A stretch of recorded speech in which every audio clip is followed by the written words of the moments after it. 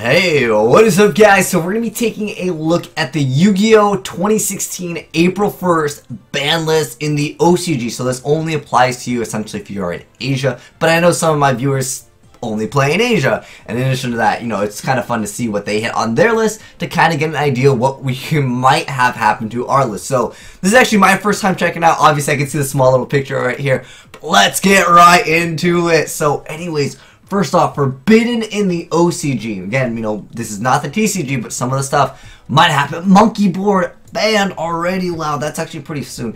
And then the Vol chain ban. Beatrice at 3 still. Let's see.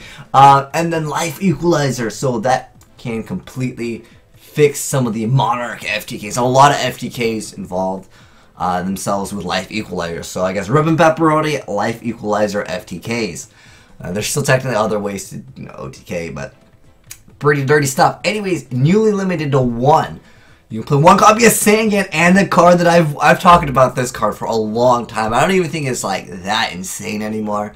1,000 eyes restrict. It's the only monster that can attack, and in addition to that, you have to be able to absorb something. I know like you can just go straight into it and like absorb something. It's not a bad card. It's not like completely trash, and it still like might see some play, but I think overall, I don't think the meta is like geared towards, you know, just going straight for 1,000 eyes restrict. I just don't think it's like that viable when we have pendulum summoning. Anyways, next up we have Dante at 1, Scarm at 1, Scorcombat Joker's already at 1 in the TCG. Then we have Ignister, the Blasting Draco Slayer at 1. I feel like you could still play majority of games with him at 1.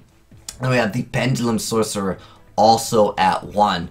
And then Draco Face Off, Wavering Eyes also at 1. Lester, this has already happened in the TCG. So we can see some of the similarities already with this list.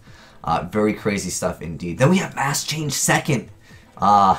Well, the OCG players have been loving heroes forever, so maybe they thought if we hit pendulums really hard, we gotta deal a little bit with the heroes, which is kind of understandable, but I still think, for the most part, when you compare pendulums with just heroes in general, they're on different playing fields. I don't know. That's the way I see it. Let me know what you guys think of that. Keep in mind, the OCG does have the main guy, Stratos, the hero, like, that everyone wants to come back, but I think that Shadow Mist is, like, the main card now, but anyways, so now limited we have Tour Guide. So if you guys didn't know, in the OCG they had full power, like ultra full power Burning Abyss, and it did do well. It did definitely do some stuff. And Emergency Teleport is now at 1. Ooh, that's gonna hurt a lot of different decks. Like that hurt Super Quantums, obviously Cosmos. They didn't even get Cosmos in the OCG, and they finally, well, if they get it, maybe the Emergency Teleport will go, like they'll try to promote it once the Cosmos come out for the OCG. But for the most part, guys, I really feel like Emergency Teleport is a really strong card, especially in like other crazy synchro decks. But for the most part, I mean we're getting a reprint in the Premium Gold, Infinite Gold, and I feel like once we get our ban list, we might see Emergency Teleport also. Sometimes Konami likes to reprint the card, then they hit the card. Maybe we'll get it hit to 2, and then that's still like very like, you know, viable to play some of these decks. But if you put Emergency Teleport to 1, it does hurt a lot of decks. And then Run Pepperoni Monarchs, like this is what the cards make Monarchs, especially Pantheism. It's absolutely crazy. I have a Baby Pendulum Calls on here. Wow, dude! Like I said, this is my first time checking it out. I'm blown away by a lot of this stuff. But next up we have Reasoning.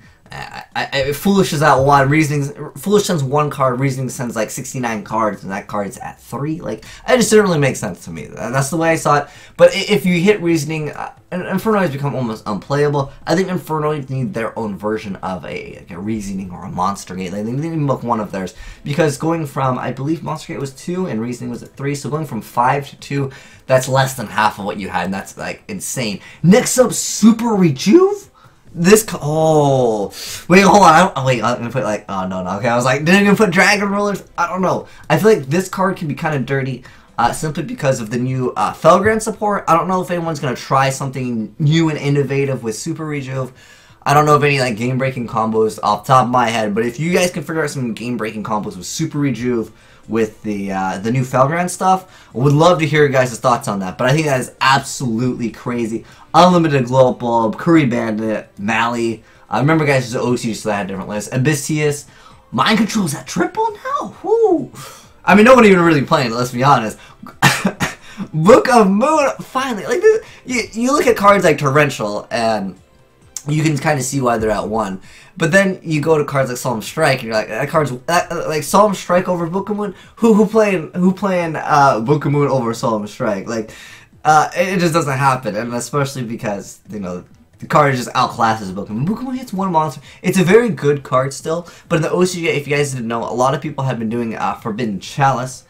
Yeah, Book of Moon puts the monster face down, so not only are you negating its effect, but you're also putting it in defense mode so you can maybe run over it easier. But for the most part, most cards get over and then bounce back things anyway, so I feel like it almost does the same thing. I mean, yeah, I know there's certain scenarios where Chalice can be, definitely a little bit better. It's got that attack boost, but for the most part, it's pretty good. I think I waited for that card to go to 3 for forever. Next up, Goldsarcophagus. The card's way too... Whoa! They put Alert at triple! And then Dragon Shrine also at unlimited. I didn't even remember that thing was hit. And then Crush Card by Hirata, so not even good. Alright, this is game breaking though, guys. Wow, I did not expect Alert to go to triple? Like, triple? That is crazy. Black Wings confirmed tier 0. No, I don't know. That can definitely help out Monarchs though. Like, these are the cards that make Monarchs, and that hurts significantly. You put... 6 cards down to 2, that's 1/3 of what you had, but then you throw in Alert, you can maybe run like maybe like Omega Caius or something like that, and maybe like 1 regular Caius. I don't know, I think that's pretty good though. Like, Allure of Darkness is one of the better draw power cards in the game. There's no like, oh, you can't special summon, oh, you can't enter battle phase, or like, it's a really good draw power card. I think that's crazy. I've actually already, I got, tons of messages asking my opinion on the new SANGAN is back. Like, this is crazy, guys. But it has a new effect. Like, it's Hirata. If you guys don't know what an Hirata is, basically they take a card that completely changes its effect. So, it's not the same card, but it's legal. But why do we have ban lists if we can just change all the cards? I don't know. Okay. Anyways, the effect of SANGAN is back. Alright, so SANGAN. The effect of SANGAN can only be used once per turn. When this card is sent from the field to the graveyard, add 1 monster with 1500 or less attack from your deck to your hand. This was just its original effect right here. If you add a monster to your hand with this effect, you cannot activate the effects of monsters with the same name during that turn. Wow, that's a huge nerf! That is a huge nerf! Oh. That means like it's a SANGAN, it says set SANGAN pass. Like, that is awful. Like, the card that you want in your hand, you usually want to use, like, now. It's my money and I want it now. But I don't know how, personally, guys, if you guys don't know, my opinion on Hirata is I don't like them because it ruins, like, the card. Like, what are we going to do? Change pot agreed to draw 1 card and then you, I don't know, like, you have to pay life points. It doesn't hold the same value. It makes us forget, like, the legendary cards. Even though I feel like SANGAN, like, yeah, you can pendulum someone. I don't know how. Okay, I feel like SANGAN, like, okay, the effect once per turn. That's fine. That's reasonable. But this is changing the card to the way it ain't even the same. That's like a huge disadvantage. But I guess what they want to do is to make it so set SANGAN pass. I think they should have just remade a new card like Mini SANGAN or something like that. Maybe make it so it adds like, I don't know, 1400 or less. Like, so it's a little bit different. It's still got pretty much the same card pool as SANGAN or something like that. And it can have all the restrictions. But don't ruin the most amazing, well, which of Black Forest is currently, like, well, not currently. Well, Original Black Forest is pretty dang good. You search like Dark Arm, Jinzo. Anyways, so like I don't know how I feel about SANGAN's effect being changed. I would love to hear your guys' thoughts on SANGAN. In addition to everything, but I've just never been a fan of Hirata. That's just how I feel. But as far as, what decks will be good, I still think that what's gonna happen is they're gonna give us way more pendulum support. So like some of the stuff, like, you can definitely still play around with, like, 2 of these. Like it's definitely very viable. Monkey Board Band is actually something that hurts a ton. Like, at that point, I don't know if I question playing Zephyros. But I mean, I'll probably still play it anyways because it's so dang good. But, like, it looks like they're cutting out a lot of the cheese. So, like, there's no Monarch FTK in the OCG anymore.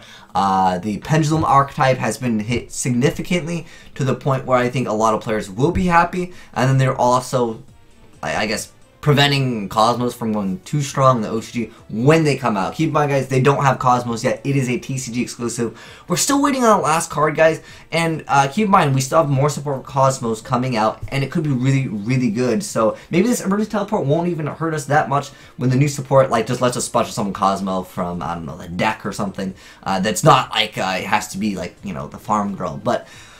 yeah, like I said, I would love to know your thoughts. This is just super surprising to me, like, that they put Super Rejuve, too. Like, they're taking out one degenerate card. It's not, well, I mean, I guess, like, you can already use some other cards. But, like, they're taking out, like, the Life Equalizer and Monkey Board that are, like, really, really OP to put this card, which, this card, it's either super, super OP or it doesn't see any play. Like, I feel like this card is a little bit game breaking, but yeah, like I said, I gotta see that, like the combo it's used. But yeah, like I said, let me know your thoughts on anything, and especially I want to know you guys' thoughts on SANGAN. Do you guys think that it was good that they changed it or not? But anyways, like I said, love to hear your thoughts. But anyways, make sure you guys give that like button a titty slap. And it's been your boy Will Smith, signing out.